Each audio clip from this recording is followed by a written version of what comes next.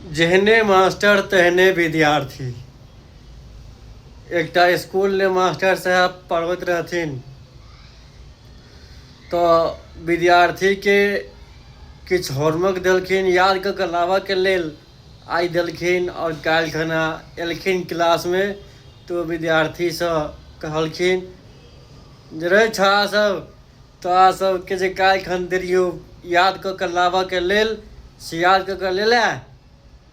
तो आगा में जे छौड़ा सब रहे से सब केओ हाँ कहलकै केओ नहीं कहलकै। पाछा में एकटा भुसकला छौड़ा रहे जे एकदम भुसकौल रहे क्लास के। वो किछु बजबे नहीं केले हाँ कि नहीं किछु बजबे नहीं केले। मास्टरो साहब तेरने सबसे पहले ओकरे कहलखिन ए छौड़ा ठाढ़ हो, काल्हि खन जे होमवर्क देलियो से याद कऽ लेलही। तो वो छौड़ा कहै छै मास्टर साहब एम्हर लग में आउ तहन बतायब। मास्टर साहब लग में गेलखिन।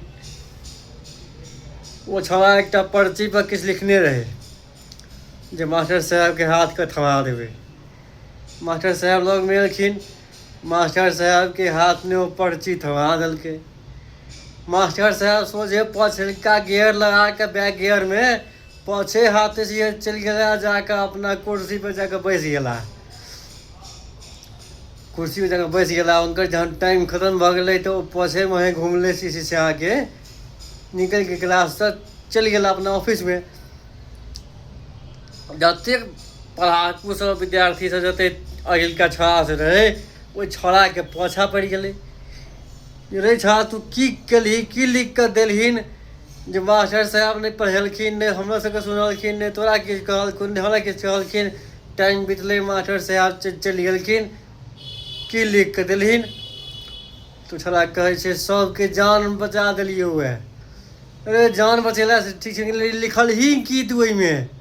तहन वो छौड़ा कहै छै ओइमें लिखने रहिए जे मास्टर साहब अहाँके फुल पेंट पाछा से फाटल अछि। वो मास्टर साहब वही बात के लऽ कऽ गेला बचल रहे तो बैगे गियर में क्लास से बाहर चलि गेला।